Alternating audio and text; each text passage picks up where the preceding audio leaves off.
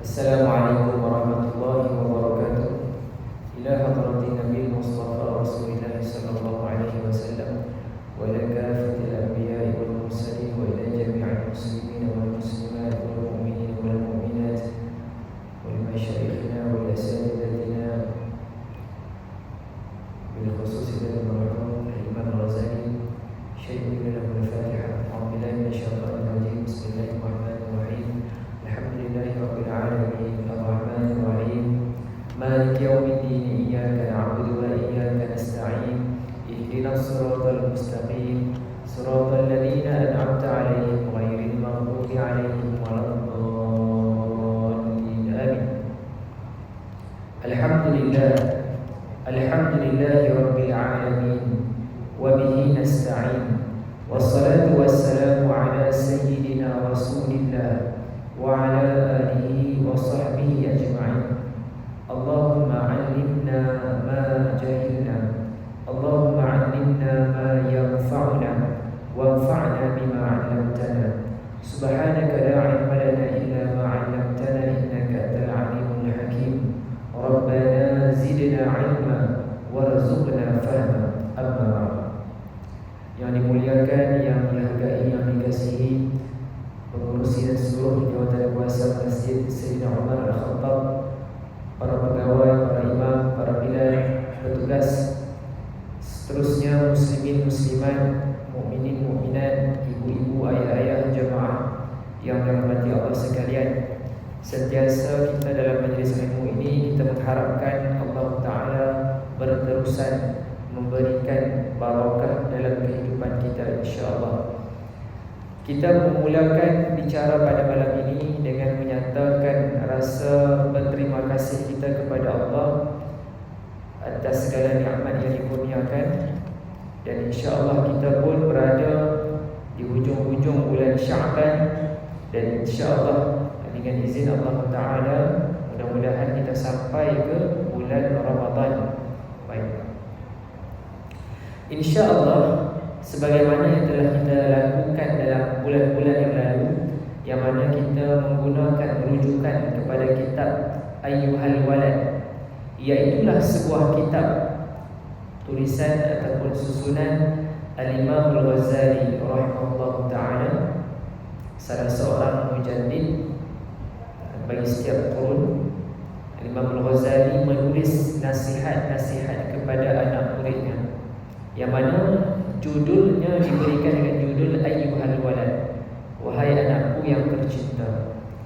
Dan untuk maklumat kita semua juga, kitab Ayyuhal Walad ini ialah kitab yang dikategorikan sebagai kitab dalam disiplin ilmu tasawuf.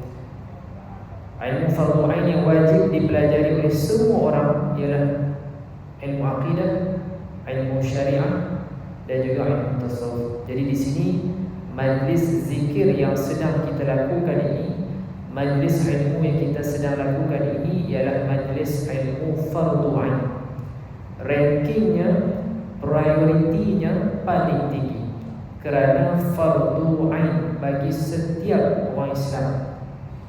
Ilmu-ilmu yang lain tergolong dalam ilmu fardu kifayah, tidak wajib kepada semua.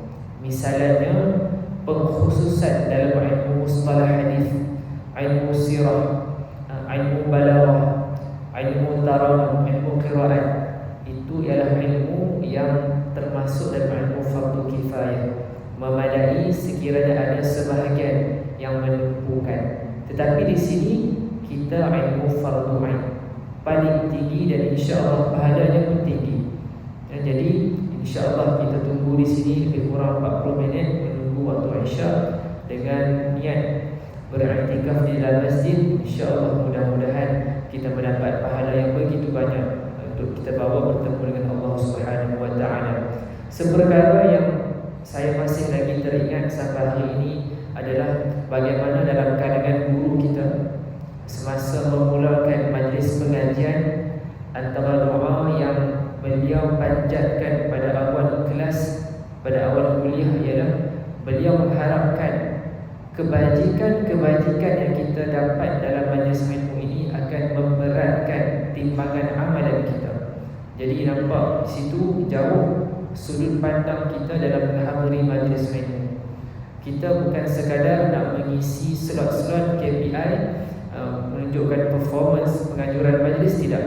Kita melihat lebih jauh lagi kerana ia akan membawa kebaikan kepada kita di dunia dan di akhirat, insya-Allah. Baik, pada malam ini dengan mengambil semangat kita menghampiri bulan Ramadan, maka insya-Allah pada malam ini kita ada dua bahagian perbincangan. Bahagian yang pertama kita akan meneruskan nasihat yang termuat dalam kitab Ayyuhal Walad ini, iaitulah nasihat yang ke-16. Nasihat yang ke-16 ini Al-Imam Al-Ghazali memberikan panduan kepada anak muridnya mengenai keperluan ada seorang guru yang boleh memberikan panduan kepadanya dalam perjalanan menuju ke akhirat. Baik, kita akan sempurnakan perbincangan tersebut dan insya-Allah pada bahagian yang seterusnya sebelum kita tangguhkan dengan azan Isya, insya-Allah kita akan buat beberapa ulang kaji secara ekspres. Apa tujuannya? Tujuannya ialah kita ada persiapan secara teori, kita ada persiapan secara konseptual. Jadi bila tiba 1 Ramadan nanti, kita dah bersedia untuk execute. Kita dah ada dalam gambaran minda kita ini apa yang wajar dilakukan, kerana kita sangat menghargai peluang Ramadan yang Allah Ta'ala kurniakan kepada kita. Oleh sebab yang demikian, kita tak mau rugi walau sedikit pun. Baik, insya-Allah. Muslimin dan muslimat sekalian, dalam nasihat yang ke-16 ini Al-Imam Al-Ghazali memberikan panduan kepada anak muridnya dengan kata-katanya, dengan mafhumnya menyatakan, hendaklah bagi seseorang yang sedang berjalan menuju ke akhirat, menuju kepada rahmat Allah Ta'ala, wajar baginya ada seorang guru yang mursyid, yakni yang dapat memberikan panduan. Baik, sungguh pun panduan-panduan secara umumnya telah termaktub, telah terkandung dalam Al-Quran, telah terkandung dalam hadis-hadis Nabi sallallahu alaihi wasallam, dalam kitab-kitab para ulama. Namun bila ada seseorang yang lebih khusus membimbing, itu lebih menyelamatkan. Baik, kita bawa suatu analogi yang mudah untuk kita memahami hal ini. Boleh jadi dalam tempoh masa, boleh jadi 20 tahun lepas, yang mana penggunaan Waze, penggunaan Google Map ni belum widespread pada ketika tersebut. Jadi pada ketika tersebut berkemungkinan kita sedang bergerak menuju ke suatu tempat. Jadi di situ agak limited dari segi panduan untuk menyampaikan kita ke tempat tersebut. Mungkin kita ada guna teknologi GPS pada masa tersebut, tapi tak begitu meluas. Mungkin kita print out peta secara fizikal, mungkin kita mengambil panduan daripada masyarakat setempat. Jadi ada kebarangkalian kita tak akan sampai ke tempat tersebut dengan cepat dan selamat, mungkin tersilap jalan dan seumpamanya. Itu konteks pada masa 20 tahun yang lepas misalnya. Tapi hari ini dah semakin advance, dah ada teknologi, kemudahan aplikasi Waze, Google Map yang mana memberikan panduan kepada kita untuk sampai ke tempat tersebut.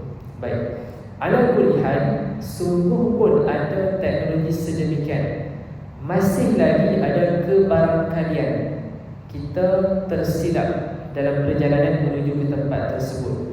Mungkin kita orang bandar, kita biasa laluan di sini. Kita ambil contoh, kemungkinan saudara-saudara kita daripada luar bandar, ya, tempat mereka tak sesibuk ini, jalan pun ringkas. Kalau simpang itulah tak tersilap. Tapi bila main sini kelam kabut sebab banyak simpang. Walaupun ada GPS, kadang-kadang walaupun ada Waze ataupun Google Map, kadang-kadang tersilap dia punya pilihan laluan tersebut. Itu analogi kalau kita sendiri yang nak bergerak, buat rujukan sendiri. Tapi Kalau kita nak pergi ke satu tempat dan ada orang di tempat tersebut, orang tempat tersebut yang memang dah faham dah laluan di situ, maka insya-Allah beliau berada di sebelah kita, ataupun co-pilot punya seat, dan dia memberikan panduan kepada kita. Sungguh pun Google Map ataupun Waze memberikan alternatif, tapi dia tahu jalan lain yang lebih cepat untuk sampai. Itulah misalnya, perumpamaan yang kita bawa. Sungguh pun memang ada panduan daripada Al-Quran dan hadis dari kitab-kitab para ulama, tetapi jika ada seorang guru yang secara khusus membimbing kita, maka itu insya-Allah diharapkan lebih menyelamatkan kita. Baik. Di sini apakah konsep ataupun foundation yang kita nak pegang? Iaitulah kita sebenarnya menumpang pengalaman yang telah diperoleh oleh guru-guru kita. Pada hari ini mungkin dalam talk berkenaan dengan bisnes keusahawanan, maka dianjurkan peserta untuk mengambil pengalaman daripada tokoh industri ataupun usahawan yang telah melalui puluhan tahun. Jadi di situ peserta dapat menjimatkan masa. Misalnya dia dapat panduan daripada penceramah yang memang berpengalaman 20 tahun.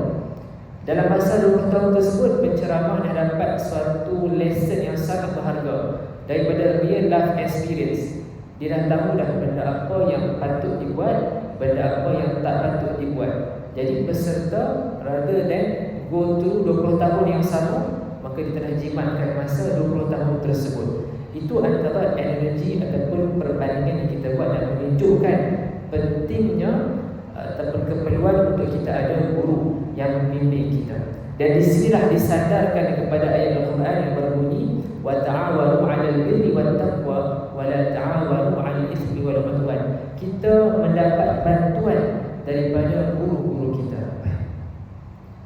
Muslimin dan muslimat sekalian, mengapa dalam ajaran syariat Islam ini yang ditunjukkan oleh baginda Nabi kita Nabi Muhammad SAW, peranan guru, peranan dakwah, peranan tarbiyah, kerana kita semua ini ada potensi untuk semakin hebat, semakin baik dan semakin cemerlang sebagai hamba Allah Ta'ala.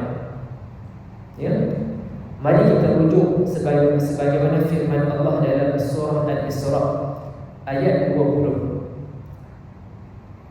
Kullan numiddu haula wa haula min 'ata'i rabbik wa ma kana 'ata'u rabbik mahdhura. Jadi dalam ayat yang sebelum itu dinyatakan berkenaan usaha golongan-golongan yang nak mencari kejayaan ataupun apa yang dihajati dia secara duniawi ataupun ukhrawi. Masing-masing Allah Ta'ala berikan kurniaan. Dan di sini di hujung ayat disebutkan kurniaan Allah Ta'ala itu tidak terbatas kepada sesiapa sahaja.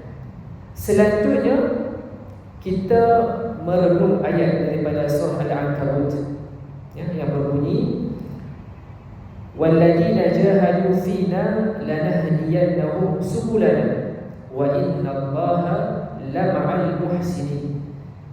Dan mereka yang bersungguh-sungguh dalam usaha nak melaksanakan tuntutan agama, perintah Allah Ta'ala, dia bersungguh-sungguh, bukan dia main-main, bukan dia hangat-hangat tai ayam.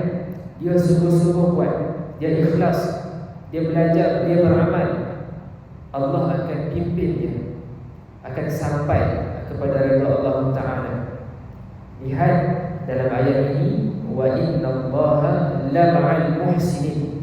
Secara bahasa Arabnya kita appreciate di sini ada dua kalimah yang menegaskan kenyataan ini. Inna dan la menekankan penegasan ayat ini. Wa innallaha lama'al muhsinin. Sesungguhnya Allah sungguh-sungguh berada bersama-sama dengan orang yang berbuat kebaikan. Jadi penterjemah Al-Marhum Syekh Ahmad Fahmi Zamzam ketika mensyarahkan ayat ini, beliau menyatakan Allah Ta'ala ini maha luas kurniaannya. Bukan semata-mata Allah bagi kepada para ulama besar-besar sahaja, tidak. bahkan kepada sesiapa sahaja yang berusaha, insya-Allah Allah Ta'ala akan bantu. Allah Ta'ala akan bantu menyampaikan kita. Ya. Misalnya saya buat secontoh yang banyak disebutkan oleh guru-guru kita. Misalnya kepada anak-anak ataupun kepada kita yang dah bukan anak-anak kecil, yang dah dewasa, misalnya dalam usaha nak menghafaz Al-Quran, apa motivasi yang dibawa oleh guru-guru kita? Antaranya ialah kita tanamkan niat yang sungguh-sungguh ikhlas kerana Allah Ta'ala. Boleh jadi meninggal belum habis hafaz 30 juzuk Al-Quran, tetapi kerana niat dia daripada awal nak menjadi hafiz yang ikhlas kerana Allah, mudah-mudahan dia dibangkitkan di akhirat nanti sebagai seorang hafiz Al-Quran. Dia sungguh-sungguh berusaha. Bahkan rujuk kepada hadis Nabi SAW tentang keutamaan bagi bacaan Al-Quran kepada para penghafaz Al-Quran. Mereka akan semakin dinaikkan darajat di hari akhirat sampailah kepada ayat yang terakhir yang dibacanya. Ini menjadi indikator bagaimana semakin banyak kita membaca ayat Al-Quran, itu akan semakin meningkatkan darajat kita di hari akhirat. Ini juga menjadikan satu motivasi kepada anak-anak tahfiz kita. Mungkin ada yang advance, mungkin ada yang sederhana, mungkin ada yang memerlukan usaha yang lebih lagi. Namun mari kita memandang secara rahmat Allah Ta'ala. Boleh jadi anak-anak kita yang mengambil masa yang lebih sedikit ini, sebenarnya Allah Ta'ala mentarbiyah sikap ikhlas mereka. Mereka bergantung harap kepada Allah dan mereka mendapatkan pahala yang lebih banyak kerana semakin banyak usaha yang dilakukan untuk menghafaz Al-Quran dan membaca ayat Al-Quran. Baik, muslimin dan muslimat sekalian, baik, tadi kita sebut tentang peranan guru dalam membimbing kita dalam perjalanan kita ni nak menuju ke hari akhirat, dalam untuk kita nak sampai kepada rahmat Allah Ta'ala. Di sini ditekankan konsep dakwah dan tarbiyah. Mungkin di masjid kita dan di surau-surau lain, di masjid-masjid lain ada biro yang khusus kepada portfolio dakwah dan tarbiyah. Baik, malam ini saya nak membawa kita untuk tengok kepada kalimah tarbiyah. Kita pernah dengar kalimah ni. Why not malam ni kita cuba tambah satu lagi input untuk kita cuba faham apakah yang dimaksudkan dengan tarbiyah ini. Antara ta'rifat yang dibawa bagi kalimah tarbiyah ini ialah apa dia? Iaitulah saya sebutkan dalam bahasa Arab terlebih dahulu, kita akan syarahkan dalam bahasa Melayu, yakni al-intiqal min al-adna ila al-a'la ala sabili tadrij. Dengan maksud tarbiyah ini ialah suatu proses kita berpindah, kita naik tahap daripada tahap yang lebih rendah kepada tahap yang lebih tinggi secara beransur-ansur. Inilah yang ditekankan oleh guru-guru kita, para ulama kita dalam mentarbiyah anak-anak murid. Proses ini berlaku secara perlahan-lahan. Ya, misalnya, mungkin kita ambil contoh yang mudah dalam kalangan mu'allaf ataupun kawan-kawan yang berhijrah, maka kita kena raikan kemampuan mereka. Tak boleh serta-merta kita nak ada perubahan yang drastik. Kembali kepada konsep yang dibawa di sini, ada sabil tadrij, ada peningkatan sedikit demi sedikit supaya kita tak terkejut. Sebab tu bila kita membincangkan azam tahun baru, setiap tahun kita bincangkan hal ini, resolusi, kita membawakan konsep penambahan itu sedikit demi sedikit.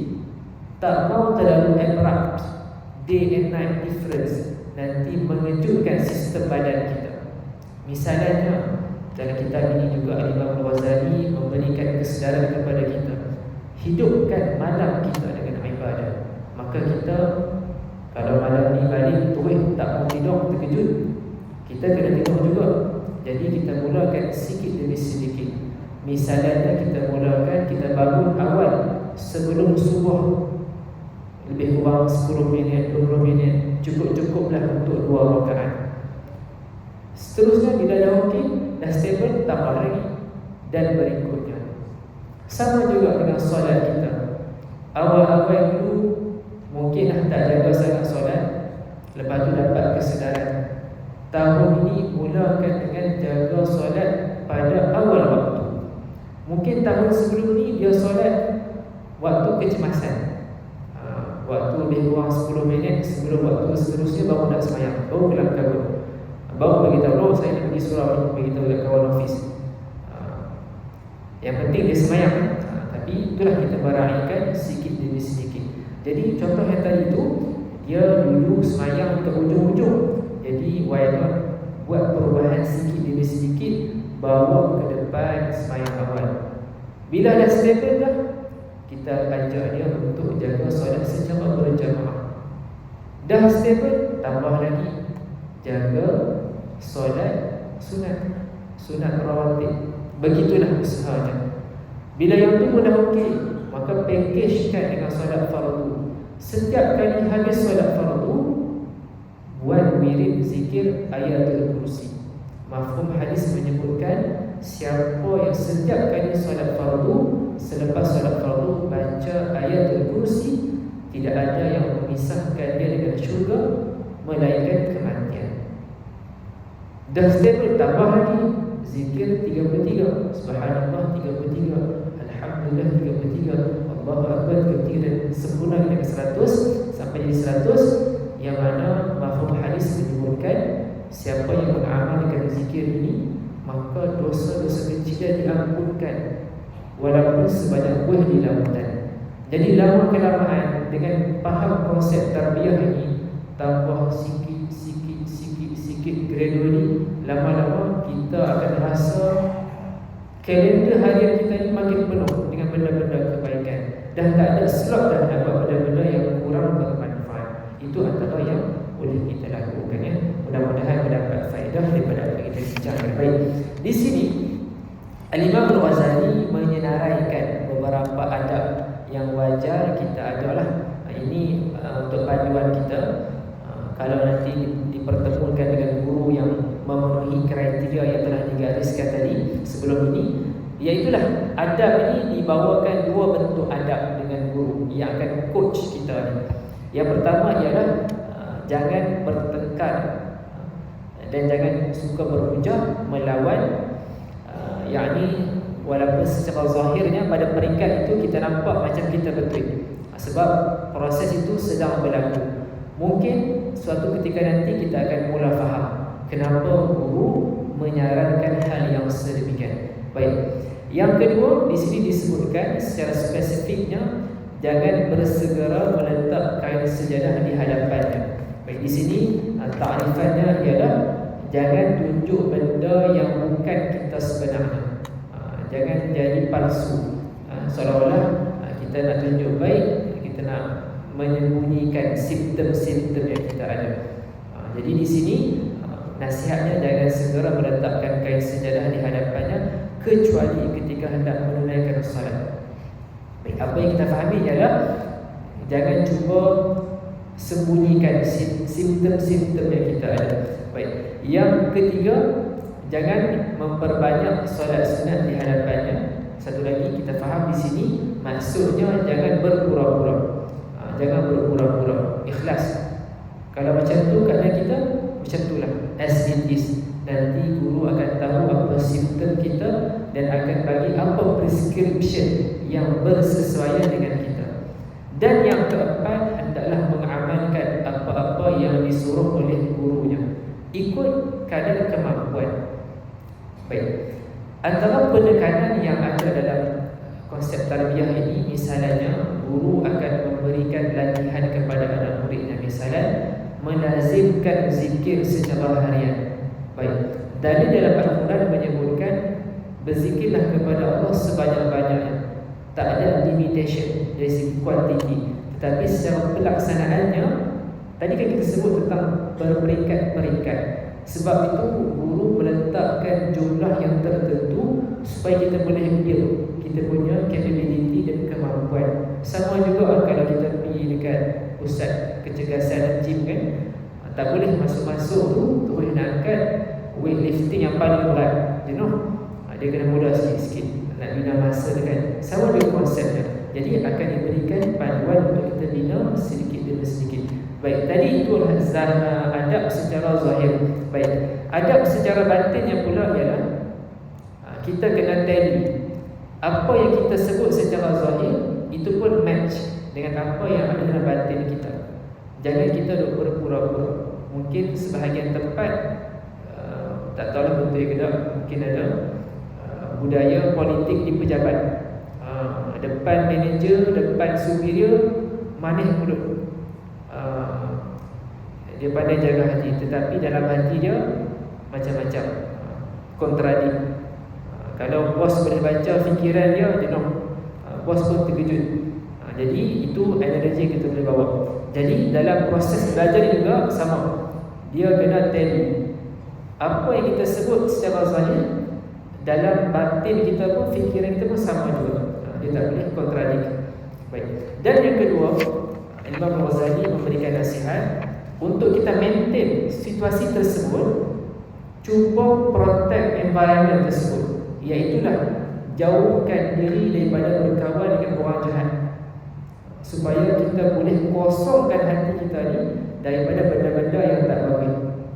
Ini antara usaha kita lah, ya? Kita nak jaga environment, nak jaga momentum tersebut. Baik, itulah nasihat yang terbuat bagi kita Tayyib Al-Walad, nasihat yang ke-17. Mudah-mudahan mendapat faedah, iaitulah proses untuk kita berjalan menuju ke hari akhirat ini perlu ada bimbingan guru, dan proses yang berlalu itu proses yang berperingkat-peringkat. Jangan buat terkejut, nanti kita tak boleh nak sustain perubahan tersebut. Baik, insya-Allah kita ada masa yang masih berbagi, kira-kira 15 minit. Jom kita isi masa buat revision secara ekspres, sebelum kita tiba dengan masuk dalam bulan Ramadan. Baik, saya mulakan murajaah atau ulang kaji tentang puasa ini dengan dua buah hadis, nak membawa sudut pandang kita kepada ibadah bulan Ramadan.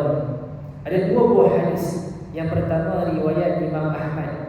Saya terus bacakan terjemahannya, iaitulah berapa banyak orang yang menjalankan puasa namun tak dapat apa-apa pahala, kecuali dia rasa lapar dan dahaga.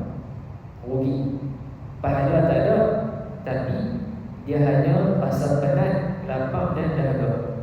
Itu menunjukkan puasa kita ini ada kualiti yang kita kena jaga, supaya reward tu kita dapat, kita tak hilang. Dan yang kedua, hadis riwayat Imam Abu Dawud, muliakan ibadah puasa. Ini antara contoh kita nak muliakan ibadah puasa. Belum sampai lagi bulan Ramadan, kita nak buat persiapan, supaya minda kita ni adalah persiapan apa nak buat, plan kita nak execute bulan Ramadan nanti. Sesungguhnya puasa bukan hanya tak makan, tak minum, tetapi puasa adalah tahan diri daripada buat benda maksiat, benda yang diharapkan oleh Allah Ta'ala. Muslimin dan muslimat sekalian, untuk tujuan faedah pada malam ini, saya akan bawakan perhatian kita kepada tiga perkara. Pertama ialah perkara yang boleh membatalkan pahala puasa. Yang ni kena ingat, jangan buat. Kalau buat benda ni, hilang pahala puasa kita, rugi, kesian. Tak makan, tak minum 12 jam lebih kurang, ataupun 13 jam. Nanti kan insya-Allah subuh lebih kurang 6.20 macam tu, maghrib lebih kurang 7.30, jadi lebih kurang 13 jam tak makan. Jadi kalau buat benda ni, kira dia penat macam tu je lah, pahala tak ada. Yang kedua ialah perkara-perkara makruh, yang mana kalau kita tinggalkan kerana Allah, dapat pahala. Dan perkara-perkara sunat, kalau kita buat, dapat lagi banyak pahala. Baik, secara pantas ya, perkara yang membatalkan pahala puasa, pertama ialah mengumpat. Apa istilah moden yang ini orang sebut? Gosip, backbite, membawa dan sebagainya. Jadi kita review balik. Jangan cuba dekat benda ni sebab nanti hilang pahala puasa kita. Yang kedua ialah berbohong. Yang ketiga menghasut. Yang keempat mencarut. Yang kelima melihat dan mendengar perkara haram. Yang ni boleh menghilangkan pahala puasa kita. Jadi cuba buat prevention supaya jauh daripada punca-punca ni. Boleh jadi hari ni kalau generasi yang bawah-bawah, yang banyak dengan telefon, yang banyak dengan social media, so review balik healthy ataupun tidak social media account yang kita follow ni. Kalau banyak sangat dendam berat, tak seronok ni, nanti hilang pahala. Jadi kena review balik, ya? Tengok balik wajar ataupun tidak. Jadi 5 perkara ini jangan buat. Bila buat, kita boleh membatalkan pahala puasa. Rugilah, hilang pahala kan. Baik. Untuk tujuan pengetahuan kita, memandang perkara haram, ada 4 perkara asas dalam bab memandang yang haram ini. Yang pertama ialah lelaki pandang aurat wanita, wanita pandang aurat lelaki. Yang kedua, lelaki pandang aurat lelaki, perempuan pandang aurat perempuan. Yang ketiga, melihat dengan tujuan nak hina orang. Dan yang keempat, melihat keaiban orang lain. Baik, itu adalah perkara yang dikira memandang perkara yang haram. Baik, perkara makruh. Perkara makruh ialah sesuatu yang kalau kita buat tak dikira berdosa. Tapi kalau kita tak buat benda tu dengan niat nak taat kepada Allah, dapat pahala. Jadi bila kita tahu benda ni, maka kita akan dapat lebih reward. Baik. Contoh dalam solat secara berjamaah. Apa contoh benda makruh yang berlaku? Iaitulah kita buat saf baru sebelum saf depan penuh. Sebab tu tadi imam beritahu penuhkan saf depan dahulu. Jadi siapa yang buat saf baru sebelum saf depan penuh, maka dia makruh. Dia tak dapat dosa, tapi dia dah terlepas dapat pahala. Sama juga dari segi balance saf ni. Kalau kita main dari belakang, kita nampak existing saf ni macam dia dah berat ke kanan. Jadi kita kena masuk ke kiri supaya saf ini dia balance. Sebab dalil menyebutkan wasaitul imam, jadikan imam itu di tengah-tengah. Jadi bila kita tahu benda ni, kita main solat, kita nampak, oh, saf sekarang ni sebelah kanan dah berat dah ni, kiri tak cukup lagi, kita masuk ke kiri. Bila kita buat benda ni, kita dapat pahala. Baik. Sama juga dalam bulan Ramadan, apa benda-benda makruh ni kita cuba avoid, jangan buat. Kerana apa? Kita akan dapat pahala. Tapi kalau buat tak dapat dosa. Okey, baik.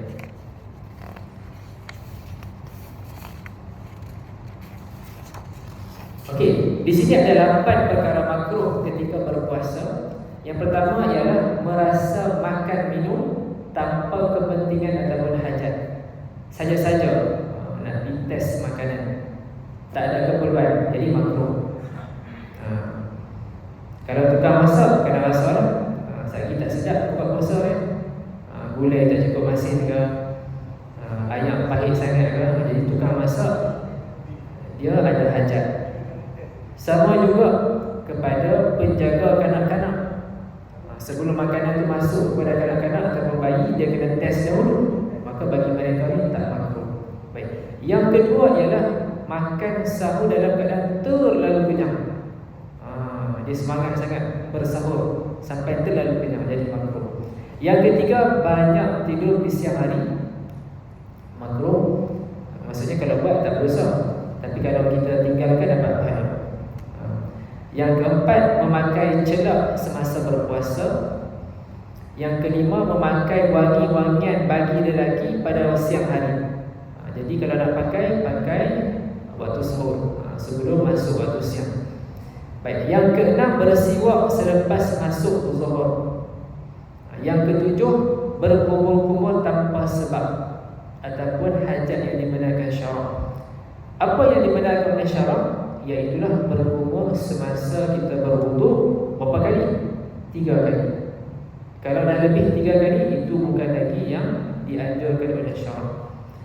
Dan yang ke-8, iaitulah berbekam ataupun beremah Jadi di sini baru-baru ni saya terdengar satu iklan dalam radio ataupun dalam TV, dia bagi tahu kepada penderma darah orang Islam boleh hadir ke tempat tertentu untuk bagi sumbangan darah sebelum bulan puasa. Jadi saya boleh rujuklah kepada benda ini, nak elakkan benda makruh.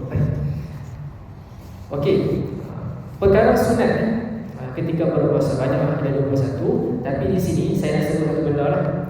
Ini satu ilmu yang saya dapat juga, iaitulah dia bila masuk bulan puasa ni, bulan Ramadan, solat sunat yang sangat popular solat apa? Solat tarawih, betul kan? Solat sunat tarawih. Baik. Solat kan, kadang-kadang sebahagian tempat tu malam pertama masya-Allah berlimpah-limpah. Nak pagi pun susah. Kita pun tak tahu apa sebab dia. Gradually jumlah tu makin sikit, makin surut, tak tahu kenapa. Tapi masyarakat kita tahulah hebatnya solat tarawih ni sebab ada bulan Ramadan sahaja. Baik. Bagus setuju. Tapi di sini jom kita reframe balik kefahaman kita. Dia solat sunat takkan mengatasi kefarduan solat fardu. Maksudnya adalah siapa yang semangat solat sunat tarawih, dia pun kena jaga solat fardu. Saya bergurau dengan sebahagian jemaah, saya buat contoh agak ekstrim lah. Sebahagian jemaah ni dia semangat solat tarawih, dia main solat tarawih saja. Solat fardu dia tak main pun. Kadu ni dia tak semayang fardu pun, dia main solat tarawih saja. Isyak tak semayang pun, dia main semayang tarawih saja. Ini ada misconception. Dia solat tarawih ini betul, memang bagus, muakkadah yang di dalam bulan Ramadan. Tapi jangan kita abaikan solat fardu. Secure solat fardu dan gerakkan dengan solat sunat tarawih. Baik. Dan seperkara lagi, dalam kitab Sayyidus Sadiqin disenaraikan list berdasarkan ranking solat-solat yang utama, solat-solat sunat yang utama. Pengarang menggunakan dengan solat sunat secara tahunan. Itu yang paling tinggi ranking dia. Baik. Kemudian ada solat gerhana, solat minta hujan dan solat witir. Solat witir ini rankingnya nombor 6. Rankingnya nombor 6. Baik. Di sini untuk tujuan awareness kita, dia ada dua perkara untuk kita consider dalam pelaksanaan solat sunat witir. Yang pertama ialah dari sudut waktu pelaksanaan yang terbaik ialah di hujung malam, waktu pelaksanaan. Tetapi kalau cara pelaksanaan yang afdal adalah secara berjamaah. Baik, bila ada pertemuan perkara ini dalam bulan Ramadan, kita dianjurkan solat witir secara berjamaah dengan imam.